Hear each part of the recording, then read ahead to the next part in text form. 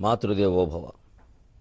తల్లిదండ్రులు లేక అల్లాడిపోయడి చిన్నారులకు సేవ చేయువారు, పెద్దవారల తెచ్చి వృద్ధాశ్రమము పెట్టి సిద్ధి పొందగా సేవ చేయువారు, వికలాంగులకునేమి సకలాంగులకునైన చేతి చమురు సేవ చేయువారు, పరమ పూజ్యుల తెచ్చి పాద పూజలు చేసి సిరులు సంగియు సేవ చేయువారు, కలరు దేశాననెందరో కలరు దేశాననెందరో కాని కన్న తల్లి పాదముల యొద్ద కూర్చొని పావుగంట సేవ చేసడి వారేరీ, చేతులెత్తుడు చేతులెత్తుడు అట్టివారలకే నిప్పుడంజలింతు, అట్టివారలకే నిప్పుడంజలింతు. ఏబిఎన్ ఆంధ్రజ్యోతి ప్రేక్షక మహాశయులందరికీ నవజీవన వేదం అనే కార్యక్రమంలో 734వ భాగానికి స్వాగతం పలుకుతున్నాం. సిద్ధ రసాయనంబు జపసిద్ధుని పాదములంటు వేళ చుంబద్ది విజాపగా మధుర భావన బ్రాహ్మణుడెట్లు పొంగెను, పద్యపు విద్య కొంగునను బంగరు రాయలు పిండరంబును పెద్దన కాలి కిందొడుగు వేళ సరస్వతి ఎట్లు పొంగెడిన్. అంతటి గొప్ప మనుచరిత్రని కేవలం 650 పద్యాలు సుమారుగా, అంతలో ఒక మహాకావ్యంగా తొలి ప్రబంధమని కీర్తింపబడే విధంగా ఆయనకి ఆ ప్రబంధ కవిత్వానికి ఆయనే ఆద్యుడన్నంత కీర్తి తెచ్చే విధంగా అలసాని పెద్దన రచించాడు. అసలు ఆ యుగాన్నే ప్రబంధ యుగం అన్నారు పెద్దన గారి కారణం. చుంబద్దివిజాపగా మధుర భావన బ్రాహ్మణుడు ఎట్లు పొంగాను. ఆ పాదలేపం ఇలా పోయగానే ఆయనకి అక్కడికి వెళ్ళిపోయినట్టు అనిపించింది. ఆ దృశ్యాన్ని ఎంత బాగా వర్ణించారండి. 10వ తరగతి అబ్బాయిలకు కూడా కంఠస్థం వచ్చేసింది ఈ పద్యం. కఠిన భాష అంటారు. ఆ భాషను వాళ్ళు ఇష్టపడుతున్నారండి సమాసాల కారణంగా. అటజని కంచె భూమిసురుడు అంబర చుంబి శిరస్సరజ్జరీ పటల ముహుర్ముహుర్లుఠద భంగత రంగ మృదంగ నిస్వన స్ఫుట నటనానుకూల పరిఫుల్ల కలాప కలాపిజాలమున్ కటక చరత్కరేణుకర కంపిత సాలము శీతశైలమున్. ఆకాశమంత ఎత్తు శిఖరాలు, అక్కడ పుట్టిన సెలయేళ్ళు, అక్కడి నుంచి అవి క్రిందికి జారి పడుతూ ఉండడం, ఆ జారి పడుతూ చేసే మృదంగ ధ్వనులు లాంటి ధ్వనులు, ఆ ధ్వనులు నిజంగానే మేఘాల ఉరుములు అనుకుని పక్కని కొండ గుహల్లో ఉండేటువంటి నెమళ్ళు బయటికి వచ్చి తమంత తామే పురివిప్పిన అర్చించేయడం. ఇది మనోహరమైన దృశ్యం. ఇది యాత్ర. ఆ నెమళ్ళు చూడాలి, ఆ కొండ గుహలు చూడాలి. అక్కడేదో ఓ చిన్న రాయి ఎవరో చూపించి ఇక్కడ ఇది దేవుడు అనగానే పసుపు పూసి వచ్చేయడం కాదు. మానసిక అనుభూతి ఏం పొందాను దీనివల్ల, యాత్ర వల్ల. అప్పుడు అది విహారయాత్ర, విజ్ఞానయాత్ర, వినోదయాత్ర, తీర్థయాత్ర, సమస్తం. అసలు జీవితం ఉన్నది అటువంటి యాత్రల కోసమే. పైగా ఇందులో గొప్ప సందేశం. ఆకాశం అంత ఎత్తున్నాయి శిఖరాలు, అక్కడేవో నదులు పుట్టాయి వర్షం కారణంగా, అక్కడి నుంచి సెలయేళ్ళు కిందికి జారి ప్రవహిస్తున్నాయి. అవేమో ధిమ్ ధిమ్ ధిమ్ తక ధిమ్ తక ధిమ్ ధిమ్ ధిమ్ అన్నట్టుగా మృదంగ ధ్వనుల్లో చేస్తున్నాయి. అవేవో మేఘాల దుందు విద్వానాలు అనుకుని నెమళ్ళన్నీ బయటకు వచ్చి తమంత తామే పూర్వీప్పు నాట్యం ఆడుతున్నాయంటే ఎంత గొప్ప అర్థం ఉందండి. ఆధునికంగా కూడా మనం చెప్పుకుంటే, నువ్వు ఆకాశం అంత ఎత్తు ఎదుగు హిమాలయ పర్వత శిఖరాల్లో, మాకు అభ్యంతరం లేదు, పైగా ఆనందం. అక్కడ నీలో ఒక నది పుడుతుందంటే ఒక ప్రజ్ఞ, ఒక సెలయేరులా పుడుతుంది. విద్యార్థి నేర్చుకుంటే విద్య ప్రజ్ఞగా అది సెలయేరే. కానీ దాన్ని కిందికి జార్చాలి, ఆ సెలయేరు కిందికి ప్రవహించాలి. కారణం మన జాతి ప్రజలకి, మన ఊరు వాళ్ళకి, మన తల్లిదండ్రులకి, మన దేశానికి అందాలి. ఆకాశంలో ఉంటే అలాగే మన విద్యలు, మన వైభవాలు. కష్టపడి పల్లెటూళ్ళలో వాళ్ళు తల్లిదండ్రులు పెట్టిన సొమ్ములతోటిను, ప్రభుత్వం ఖర్చు పెట్టిన సొమ్ముతో వైద్యం చేయడమును, తర్వాత వైద్యం చేయాల్సి వస్తే చెయ్యి పట్టుకుంటే వెయ్యి, మళ్ళీ వదిలితే వెయ్యి. అలా చేసేస్తే ఇంక వ్యాపారం కాకపోతే ఏమవుతుంది? అలా కాకుండా నీ ప్రజ్ఞను సెలయేరులాగా కిందికి చేర్చమనంటే నీ ఊరి ప్రజలకు ఉపయోగపడేలా నువ్వే ఆ విద్యను ఉపయోగించాలి. ఎందుకు నేర్చుకున్నావు మరి? అందుకోసం.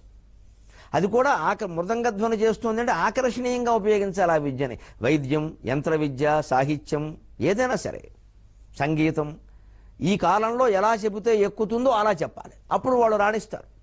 ఒకే రంగంలో ఎంతోమంది ఉంటారు, మీరు గమనించండి, అందరూ రాణించలేరు.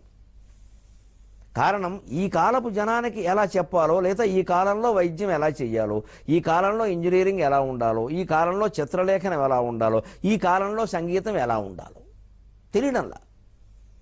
ఈ కాలంలో అన్నమాచార్య కీర్తనలు పడితే ఎవరు వింటారండి? అన్నమయ్య సినిమాలో ఎందుకు విన్నారండి? ఇప్పటికీ క్యాసెట్లు పెట్టుకుని వింటున్నారు, కారులో వినపడుతున్నాయి చాలా చోట్ల. అంచేతను శాస్త్రీయ సంగీత కచేరీని దాని ఉదాత్త దెబ్బతినకుండానే కాస్త ఆధునికంగా ఏమైనా ఈ కాలపు జనానికి ఎక్కేలా మనం చేయగలమా? ఈ ప్రయోగాలు చేయాలి. ఆ ప్రయోగాల్ని ఆదరించాలి కూడా ప్రజలు. అలా సంప్రదాయం మార్చడం ఎందుకంటే మాట్లాడకూడదు, మారుస్తారు అవసరమైతే. వందే మాతరం గీతాన్ని ఏఆర్ రెహమాన్ కొత్త రాగంలో శృతి చేశాడు, ఏం తప్పేమిటండి? కానీ దానివల్ల ఆ సినిమాలో ఆ పాట రావడం వల్ల, అతను కూర్చున్న సంగీతం వల్ల కొన్ని వందల కళాశాలల్లో విద్యార్థులు ఆ గీతాన్ని ప్రదర్శించడం నేను చూశాను. అంతకుముందు ఆ పరిణామం జరగలేదు. మరి వాళ్ళలో దేశం పట్ల ఒక ప్రేమ కలగడానికి, దేశభక్తి కలగడానికి ఆయన చేసిన ఆధునీకరణ ఉపయోగించిందా లేదా? మనం ఎందుకంత ఆక్షేపించాలి ప్రతిదాన్ని? వీరెవరండి మార్చడానికంటూను? అక్కడి నుంచి వారి మతాలు, కులాలు వాటిలోకి వెళ్ళడం, అంతా భారతీయులమేనండి, ఎవరికైనా హక్కు ఉందండి? అంత శుద్ధ సంప్రదాయమైన పట్టుకుని కూర్చుంటే చాపే, ఇస్తరాకే ఏం ఉండదు ఇక్కడ. కాస్త దాన్ని ఆధునికం చేయాలి. అందులోనే మళ్ళీ మౌలికమైన సత్యధర్మాలు, ఉదాత్తత దెబ్బతినకుండా చూసుకోవాలి. భారత రామాయణాలు పురాణ కాలక్షేపాల రూపంలో జనంలోకి వెళ్ళడం లేదు అన్నప్పుడు తిరుపతి వెంకటకవులు నాటకాల రూపంలో రచించారు. ఏదో నాటకానికి అవసరమైన కొన్ని కల్పనలు చేశారు, అయితే ఏమి వెళ్ళింది, జనంలోకి వెళ్ళింది. దానికి కొంతమంది రాగాలు జోడించారు, కానీ దానివల్ల ఇంకా జనంలోకి వెళ్ళింది. సరే, తర్వాత విపరీతం అవ్వచ్చు, ఆగింది. దానికి విపరీతం అయితే ఆగుతుంది, విసుగొస్తుంది. ఏది విపరీతం కాకూడదు, ఆ విచక్షణ కోల్పోకూడదు. అలా ఆధునికమైన మార్పులు చేయాలి. అలా చేసుకోవడమే మార్కెటింగ్ టెక్నాలజీ, అదే మృదంగ ధ్వని. అప్పుడు కొండ గుహల్లోంచి నెమళ్ళు వచ్చి తమంత తామే పురివిప్పి నాట్యం చేస్తాయంటే ఈ విద్యార్థులు ఎవరు, ఈ ప్రతిభ కలిగిన వాళ్ళు ఎవరు, తమ శ్రోతల్ని, తమ ప్రేక్షకుల్ని, తమ వినియోగదారుల్ని ఎవరిని వెతుక్కోవాల్సిన అవసరం లేదు. అతని వ్యాపారం బాగుంటుంది, అతని వ్యవసాయం బాగుంటుంది, అతని కళ బాగుంటుంది, అందరూ అతని దగ్గరికి వస్తారు. ఇది అలసాని పెద్దన ఒక పద్యం ద్వారా చెబుతున్నాడు మనకి. ఎలా చదువుకోవాలో, ఆ చదువును ఎలా ప్రదర్శించాలో, దాని ద్వారా ఉద్యోగం ఎలా సంపాదించాలో, ఆ ఉద్యోగం ఎలా నిలదొక్కోవాలో.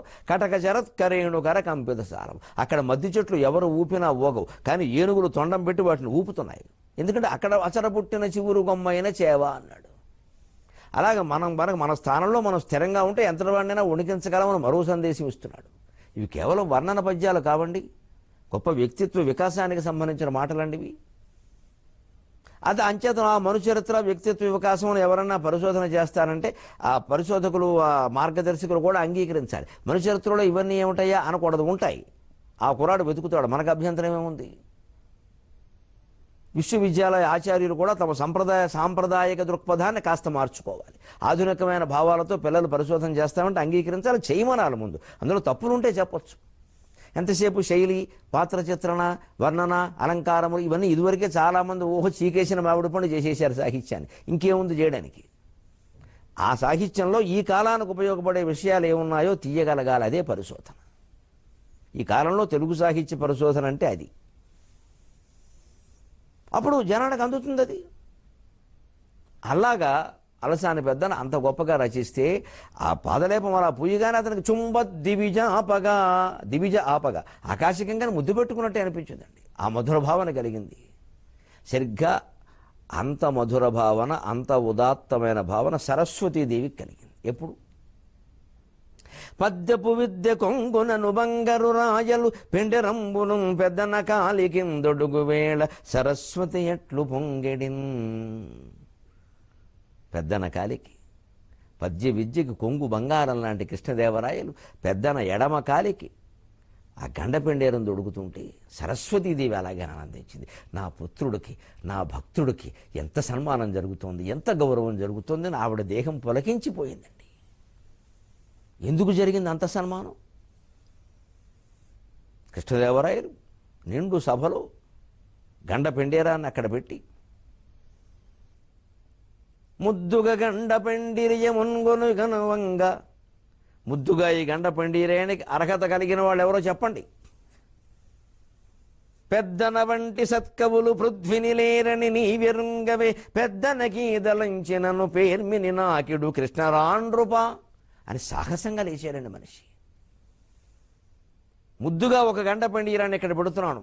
దీన్ని తన కాలికి నా చేత తొడిగించుకునే యోగ్యత ఎవరికి ఉందనే ఆత్మవిశ్వాసం ఎవరికి ఉందో వారు లేవండి. అదండి పరీక్షా వేళ.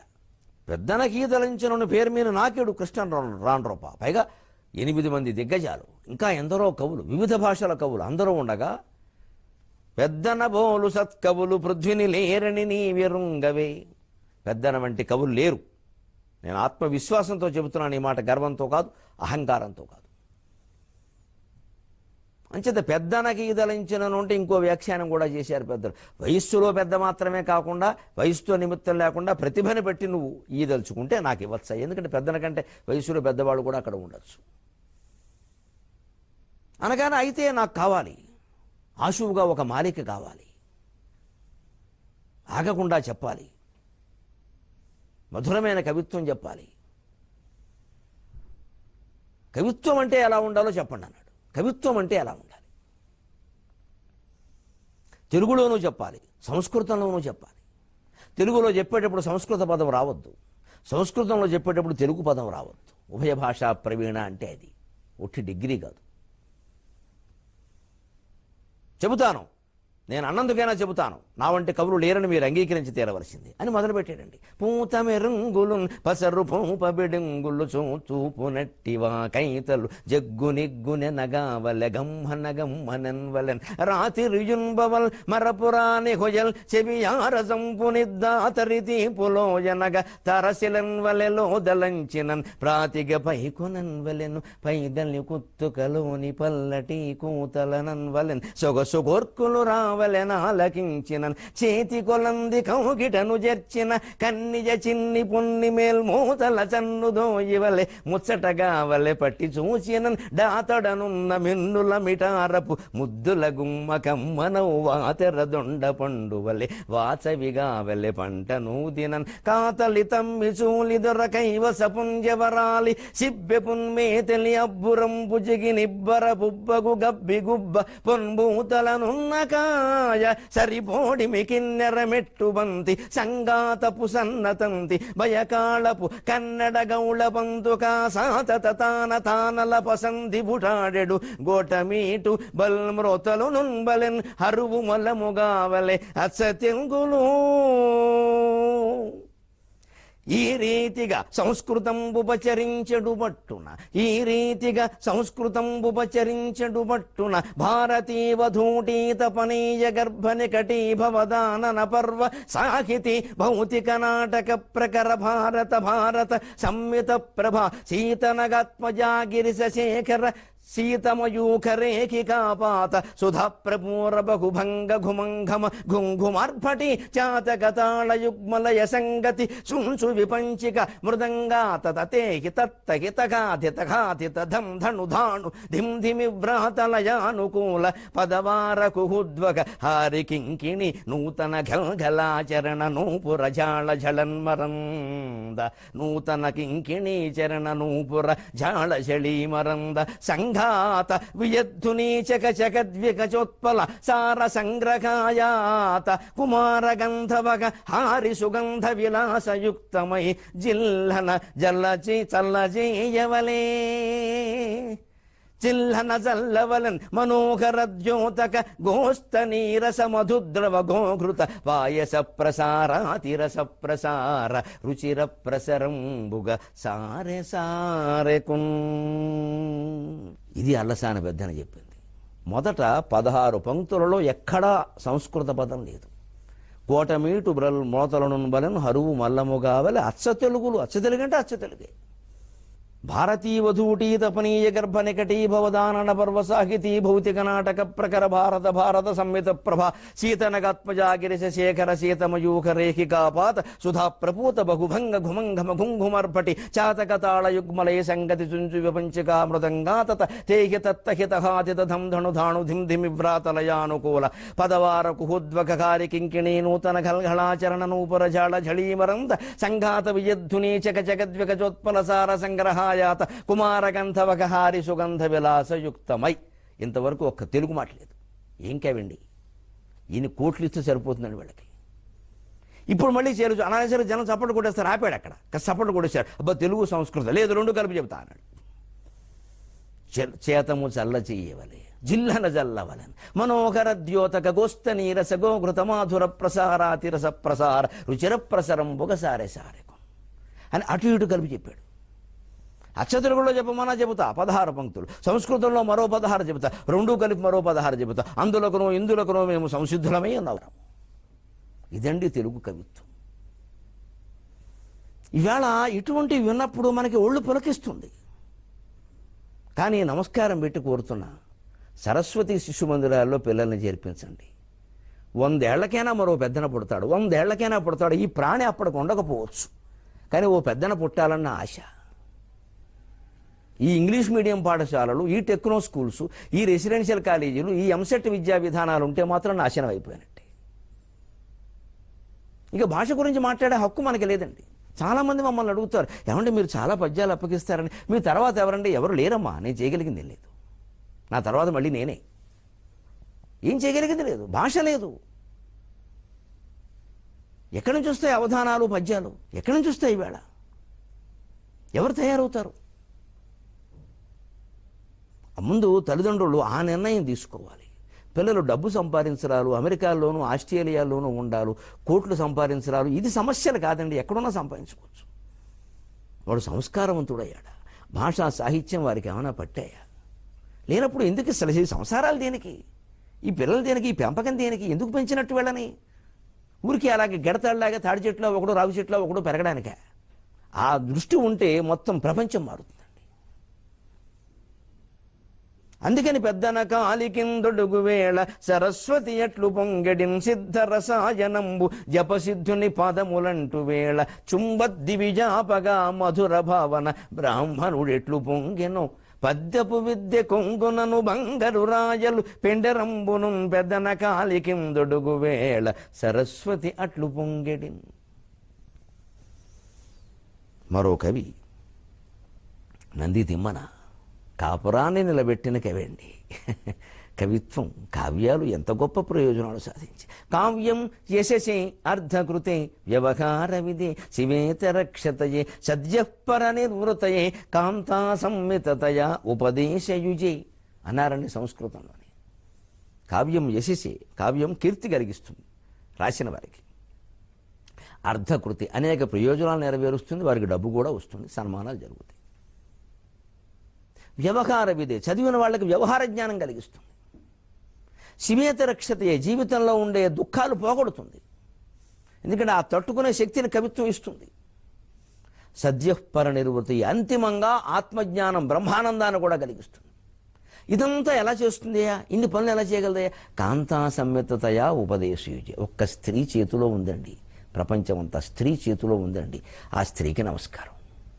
స్త్రీ సకారం సత్వగుణం, తకారం తమోగుణం, రకారం రజోగుణం, ఈ మూడు కలిపి పైన ఉన్నది కిరీటంలాగా హ్రీం ఐం హ్రీం శ్రీం ఈకారం. అమ్మవారి బీజాక్షరం అమ్మ. ప్రతి స్త్రీ శక్తి స్వరూపిణి. ముఖ్యంగా కావ్యం స్త్రీ స్వరూపం, పుంస్వరూపం కాదు. అంటే భాష అంటే సరస్వతి, బ్రహ్మదేవుడు కాదండి, సరస్వతి. అందుకే మగవాళ్ళు ఎవరైనా మహాపండితులు అయితే పుంభావ సరస్వతి అంటారు. ఆడవాళ్ళు అయితే అనక్కర్లేదు, నేను సాక్షాత్ సరస్వతి, గొడవ ఉంది. ఇంకా కావ్యం యశస్సును కలిగించడం, డబ్బు సంపాదించడం, అనేక ప్రయోజనాలు నెరవేర్చడం, వ్యవహార జ్ఞానాన్ని కలిగించడం, అంతిమంగా బ్రహ్మజ్ఞానాన్ని కలిగించడం, ఇవన్నీ స్త్రీ రూపంలో చేస్తుంది. ఎలాగా? ఒక స్త్రీ తలుచుకుంటే భర్తని శిఖరాగ్రం మీద కూర్చోబెట్టగలదు, నన్ను మన్నించండి, శంకరగిరి మాన్యాలు పట్టించగలదు. రెండిటికి రెండు ఆవిడకే సాధ్యం. ఆ శక్తి స్త్రీలో ఉంది. అంత లలితంగా చెప్పగలదు, అంత సరసంగా చెప్పగలదు, పురుషుణ్ణి వశం చేసేసుకోగలదు. పురుషుడు ఆ పని చెయ్యలేడు. స్త్రీ సాక్షాత్తు ఆదిశక్తి స్వరూపిణి. పురుషుడు నా స్వరూపం అని మనం చెప్పాలి, నేరుగా చెప్పడానికి కుదరదు. స్త్రీని నేరుగా చెప్పచ్చు. మళ్ళీ అంతటి శక్తి కావ్యానికి ఉంది. ఆ సరసంగా చెప్పడం ద్వారా మనస్సులు మారుస్తుంది. అది నాటకాలకి, చలనచిత్రాలు కూడా వర్తిస్తుంది. ఏమీ చెప్పకుండా విశ్వనాథ్ వారు శంకరాభరణం అనే అద్భుతమైన చిత్రం తీయడం వల్ల ఆ తర్వాత అన్ని చోట్ల సంగీతం పాఠశాలలు వెలిసేయండి. ప్రత్యేకంగా ఇంగ్లీష్ మీడియం స్కూల్స్లో సంగీతం నేర్పడం మొదలెట్టారండి. ఆ తర్వాత వచ్చింది 86 తర్వాత ఆ పరిణామం. నిజంగా ఆ మహానుభావుడికి నమస్కారం ఆ పని చేసినందుకు. ఆ తర్వాత గొప్ప మార్పు వచ్చిందండి సమాజంలో. ప్రభావం చూపించింది సమాజం మీద ఆ చిత్రం. సాగర సంగమం ఎంత ప్రభావం చూపించింది, స్వర్ణకమలం ఎంత ప్రభావం చూపించింది. ప్రజల మీద ముద్ర వేసేయండి కొన్ని చిత్రాలు మహానుభావులవి. వారు రుణం తీర్చుకోగలదా జాతి? ఒక బాలమురళీకృష్ణ సంగీతం, నేదునూరి కృష్ణమూర్తి గారి సంగీతం, ఎంఎస్ సుబ్బలక్ష్మి గారి సుప్రభాతం మొదలైన గీతాలు, విష్ణు సహస్రం ఎంత ప్రభావం చూపిస్తున్నాయి. ఘంటసాల పాటలు. ఈ జాతి ఆ రుణం తీర్చుకోగలదా? ఇవన్నీ సరస్వతి స్వరూపంలోకి వస్తాయి. సరస్వతి అనగానే సాహిత్యం అనుకోవద్దు, సంగీతం కూడా. కాపురాన్ని నిలబెట్టిందండి ఒక కావ్యం, రాణులు కంట నీరిడిన. దాని గురించి సాగర ఘోష కవి ఏమంటున్నాడో చూడండి. రాణులు కంట నీరిడిన రాజులకేమగునో ఏమో కాని, రాణులు కంట నీరిడిన రాజులకేమగునో ఏమో కాని, ఆ రాణుల వెంట వెచ్చు కవిరాజుల చిత్తములూరుకోవు, ఆ రాణుల వెంట వచ్చు కవిరాజుల చిత్తములూరుకోవు, పారాణిని భూయు పాదము పరాజితు చేయును కృష్ణునే నిజున్, పారాణిని భూయు పాదము పరాజితు చేయును కృష్ణునే నిజున్, జాణలు నంది తిమ్మనలు, జాణలు నంది తిమ్మనలు, జాతి శిరస్సున పరిజాతముల్. ఏదో రాయలు చిన్నాదేవి దగ్గరికి వెడితే ఆవిడేదో పడుకునుండి ఆ కంగారులో లేస్తే ఈవిడ పాదం ఏదో పొరపాటుని ఆయనకి తగిలింది. దానికి ఆయన చిన్నబుచ్చుకుని, నేను సాహితీ సమరాంగణ సార్వభౌముణ్ణి. అయితే ఏమిటి, అయితే ఏమిటి, సో వాట్ అంటారు ఇంగ్లీషులో. భార్య దగ్గర సాహితీ సమరాంగణ సార్వభౌముడు ఏమిటండి, సరసంగా ఉండాలి కానీ. అక్కడ ఉండాల్సిన విధంగా అక్కడ ఉండాలి కానీ నేను దేశానికి ప్రధానమంత్రి అయితే ఏమిటంటారు. ఇంటికి వచ్చా కూర్చో, విరమ కాఫీ ఇస్తానంటారు. అక్కడి ప్రధానమంత్రి ముఖ్యమంత్రి ఏమిటి, ఇంటికి వెళ్ళాక అక్కడ ఊరికే భర్త అంతే. ఆవిడ సరదాలో ఏమైనా ఉంటుంది, ఆవిడ సరదాలో ఏమైనా ఉంటుంది, అది పడాలి అంతే, సరదాది. వారికి గౌరవం ఉంటే పెద్దలు పూజ్యులు సహస్రావధానులు ఆయన గరికపాటి వారిని భోజనానికి రావాల్సిందిగా కోరుతున్నామంటారు. ఇంకా సరసం ఎక్కువ ఉందనుకోండి, గరికపాటే ఎక్కువ చేయకంటారు. పడతాం హాయిగా, ఎందుకంటే ఫుడ్ అదొకటేనమ్మా అపూర్వమైన ప్రేమ, అపూర్వమైన ప్రేమ. మన అంటారా కావాలని, అదో ప్రేమ. గరికపాటే ఎక్కువ చేయక కూర్చుంటాం హాయిగా, క్రమశిక్షణ గల సైనికుల్లో కూర్చుంటాం. ఎందుకంటే మన కాఫీ రుచిగా ఉండాలి. ఆ ప్రేమ లోపించిందంటే అందులో ఏదో చేసేస్తారు మాయ. అది తాగేది ఒక్క పూట కాఫీ పొద్దున్న, అది బాగలేకపోతే అలాగే కూర్చుంటాం అంతే హాయిగా. అన్నీ సరసమేనండి, అన్నీ సరదాయే. అలా తీసుకోగలగల పాపం ఆయన తీసుకోలేకపోయాడు. ఆ కాలు ఏదో తగిలిందని, లేదా అటువైపు ఆయన కాళ్ళు ఆయన వైపు పెట్టిందని కోపం వచ్చి వెళ్ళిపోయాడు అంతఃపురం నుంచి. మళ్ళీ సుమారుగా 6 నెలలు అటు చూస్తే ఒట్టు. ఎవరితో చెప్పుకుంటుందండి ఆ ఇల్లాలి పాపం, ఎవరితో చెప్పుకుంది? తనతో పాటుగా వచ్చాడు కవి నందితిమ్మన, అరణపు కవి అంటారు. ఇది ఒక చిత్రం. ఆ రోజుల్లో కన్యాదానం చేసినప్పుడు కన్యతో పాటుగా కవులు కూడా పంపేవారట, కట్నం. ఏదో కొన్ని ఇళ్లల్లోనూ అమ్మాయితో పాటు సామాన్లు పంపిస్తారని, ఇత్తడి బిందెలు అవిను, ఇక మాకు 2-3 లారీలు సరిపోదు అది పంపిస్తారు. వీళ్ళు కూడా చిత్రంగా ఆ సామాను వాడరు. ఆ పడగదిలో పైన ఉంటాయి, అలాగా పల్లెటూరులో చూస్తూ ఉంటాను నేను. కొన్ని ఇళ్లల్లో పైన ఉంటాయి, అలాగా బోర్లించేసి ఉంటాయి. దీపావళికి ఒకసారి, సంక్రాంతికి ఒకసారి తీసి తోమేసి మళ్ళీ పైనట్టేస్తారు. కానీ ఆ సామాను ఇవ్వకపోతే మాత్రం సామాను చెంచా కూడా ఇచ్చి పంపలేదు, మర్యాద లేదంటారు. అలా పూర్వం కవులు ఇచ్చి పంపేవారట. అలా పంపినటువంటి కవిని అరణపు కవి అనేవారు. సంస్కృతంలో అయితే అరణపు కవి, రణం లేని కవి. నిజంగా ఈయన వాళ్ళిద్దరి మధ్య ఉండే తగాదాన్ని పోగొట్టాడు కాబట్టి నిజంగా అరణపు కవి సంస్కృతంలో కూడా. తెలుగులో అరణం అంటే కట్నం. ఆయన పెద్ద ఆయన, అప్పటికే నందితిమ్మన 60-70 ఏళ్ళవాడు, ఈవిడేదో 25 ఏళ్ళు 30 ఏళ్ళ అమ్మాయి.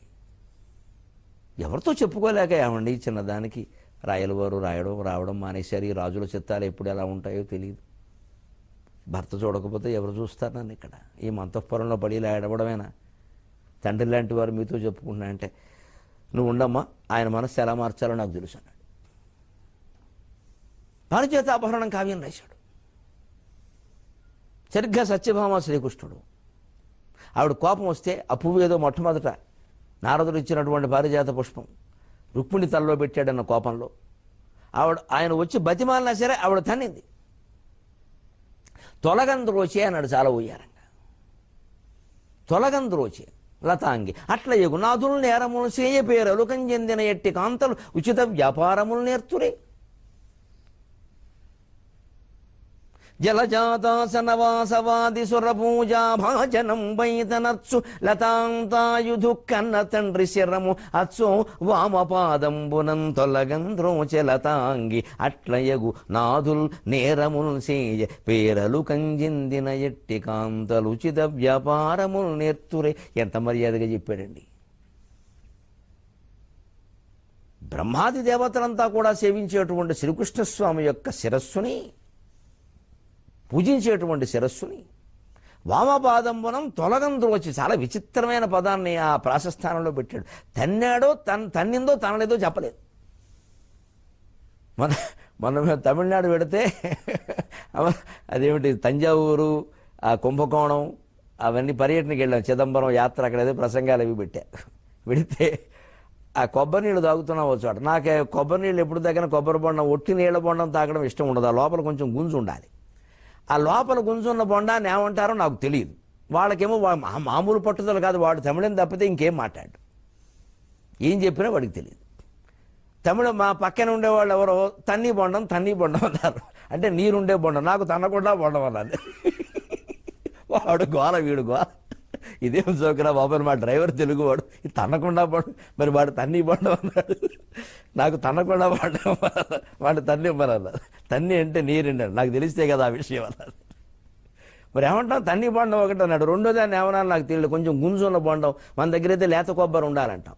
అక్కడ ఏదో తర్వాత తెలిసింది దోసపాదం ఏదో అంటారు, నాకు తెలియదు. దోసపాదం నాకేం తెలుసు.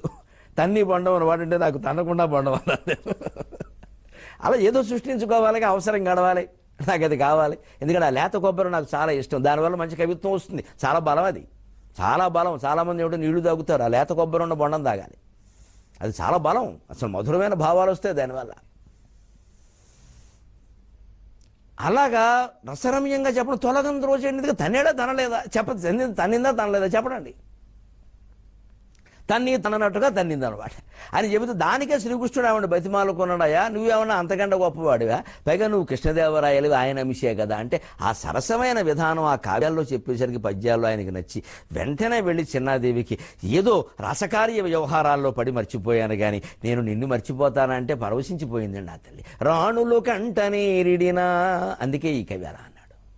మళ్ళీ మనం 23:30 గంటల్లో కలుద్దాం. ఈలోగా ఎవ్వరు కంటనీరు పెట్టినా మనం ఊరుకోవద్దండి, తుడిచే ప్రయత్నం చేద్దాం. అది తెలుగు పద్యాల ద్వారా, తెలుగు మాటల ద్వారా చేద్దాం.